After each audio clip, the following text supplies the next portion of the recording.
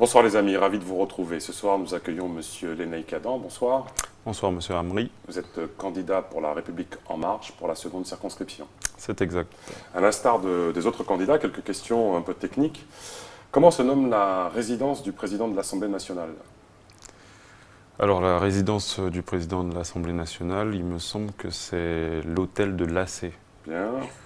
Sous peine de sanctions financières, les partis doivent présenter autant d'hommes que de femmes aux élections législatives depuis quelle année? C'est depuis 2000, je veux dire. Combien y a-t-il de vice-présidents à l'Assemblée nationale?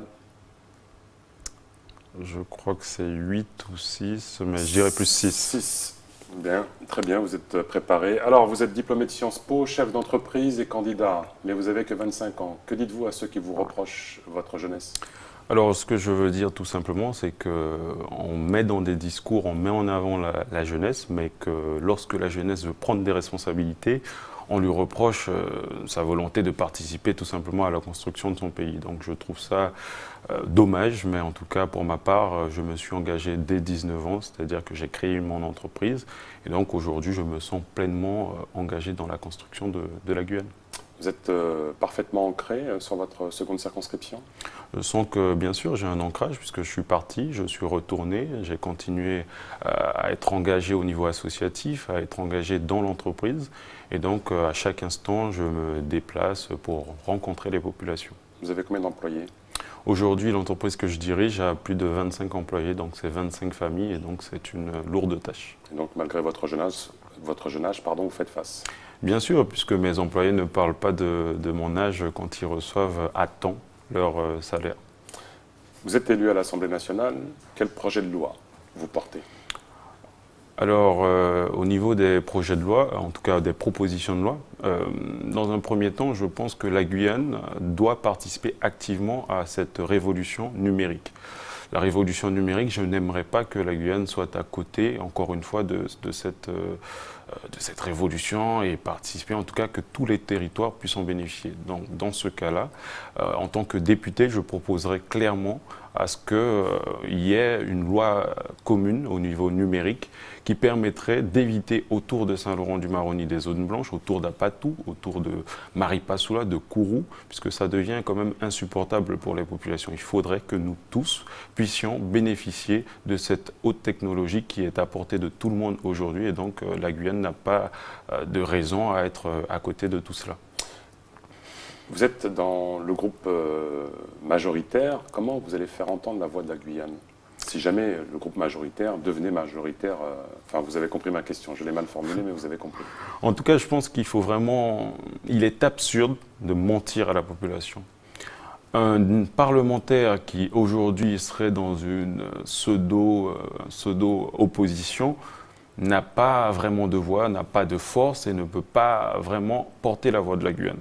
Et donc il est important de donner cette majorité parlementaire à laquelle vous faites référence. Et j'espère qu'au soir du 18 juin, le président de la République aura une majorité forte à l'Assemblée nationale. Donc vous pensez qu'un candidat sans étiquette qui se retrouverait dans l'opposition, dans les non-inscrits, n'aurait pas de pouvoir? Je pense clairement qu'il n'aura pas de pouvoir et n'aura pas l'oreille du président et qu'il faudrait éviter cela à tout prix. À l'instar des autres candidats, une question très pratique. Montagne d'Or, vous êtes favorable ou pas? La Montagne d'Or, je vais essayer d'être assez franc. C'est-à-dire que quand on observe la Guyane, on s'est longtemps privé du développement industriel, notamment au niveau minier. Il faudrait qu'on arrête ça, puisque observer les arbres, regarder les arbres, c'est bien. Protéger notre patrimoine environnemental, c'est bien, mais il faut vraiment rentrer dans une dynamique de développement de cette filière, de ce secteur. Et donc, je dirais que je préfère 1000 fois à ce qu'il y ait des emplois, une fiscalité pour les collectivités, que de n'avoir rien du tout. Et en plus de ça, avoir des orpailleurs illégaux qui pillent notre territoire. Et donc, clairement, mon choix est fait.